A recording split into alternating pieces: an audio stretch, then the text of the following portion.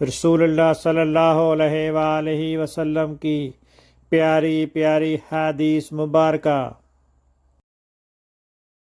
Make sure you like and subscribe to my channel for more hadiths.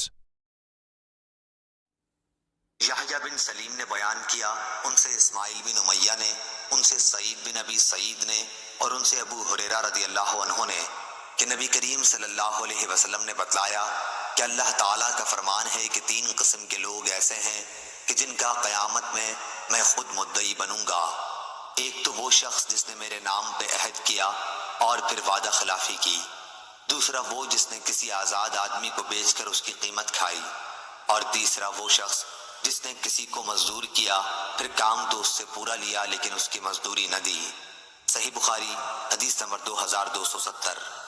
اللہ تعالیٰ اس کے چہرے کو روشن کرے جو حدیث مبارکہ سن کر آگے پہنچائے۔